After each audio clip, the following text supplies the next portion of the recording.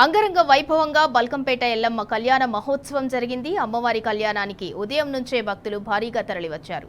ఇక అమ్మవారికి ప్రత్యేక పూజలు చేసి మొక్కులు చెల్లించుకున్నారు. రేపు సాయంత్రం అమ్మవారి రథోత్సవం నిర్వహించనున్నారు.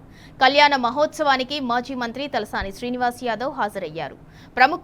ప్రజలు సుఖ సంతోషాలతో వర్ధిల్లాలని ఎల్లమ్మ తల్లిని ప్రార్థించినట్లు తెలిపారు. 2014 వరకు అమ్మవారి కళ్యాణం ఆలయం లోపల నిర్వహించేవారని, తాను ఎమ్మెల్యేగా ఎన్నికైన తర్వాత ఆలయం ముందు నిర్వహించిన భారీ రేకుల షెడ్ కింద లక్షలాది మంది భక్తులు వీక్షించేలా అమ్మవారి కళ్యాణం నిర్వహిస్తూ వస్తున్నట్లు చెప్పారు. ఇక అమ్మవారి చల్లని దీవెనలతో వర్షాలు విస్తారంగా కురవాలని, పాడి పంటలతో రైతులు ప్రజలు సుఖ సంతోషాలతో జీవించేలా అమ్మవారి ఆశీస్సులు ఉండాలని ఆకాంక్షించారు. ఈ రోజు కళ్యాణం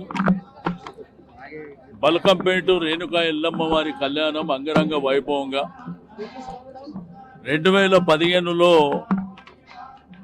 నేను స్వీకారం చుట్టినటువంటి ఈ ఘనమైనటువంటి కళ్యాణ కార్యక్రమం 2014 వరకు జరిగినటువంటిది అందరికీ తెలుసు. ఇక్కడ ఉన్నటువంటి వాళ్ళకు ప్రజలకు కూడా అందరికీ తెలుసు. అంటే ఒక చిన్న ప్లేస్లో ఆ రోజుల్లో కళ్యాణం జరుగుతుండే. బట్ 2015తో ఈ కళ్యాణాన్ని విశ్వవ్యాప్తం చేయడం, ఈరోజు లక్షలాది మంది భక్తులకు, అదేవిధంగా మీ మీడియాలో వీక్షిస్తున్నటువంటి, లైవ్లో వీక్షిస్తున్నటువంటి అమ్మవారి భక్తులకందరికీ, రెండోది ఆశేష జనావాహిని.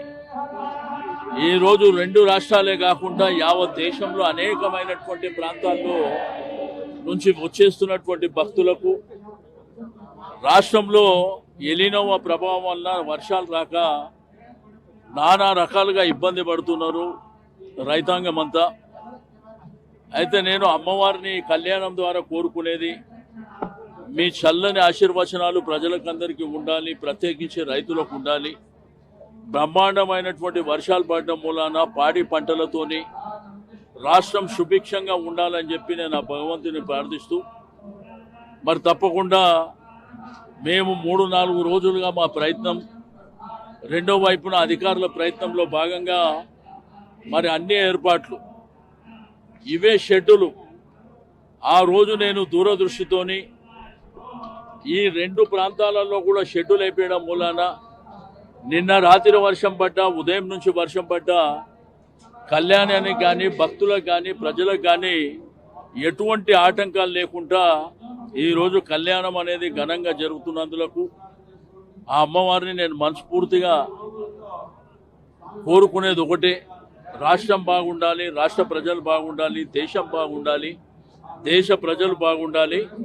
కానీ వర్షాలు తొందరగా రావాలని చెప్పి, ఆ వర్షాలు వస్తేనే మన రైతాంగం కానీ మన ప్రజలు కానీ పాడి పంటలతోని సంతోషంగా ఉంటారు. కాబట్టి నేను అమ్మవారిని కోరుకుంటున్నాను.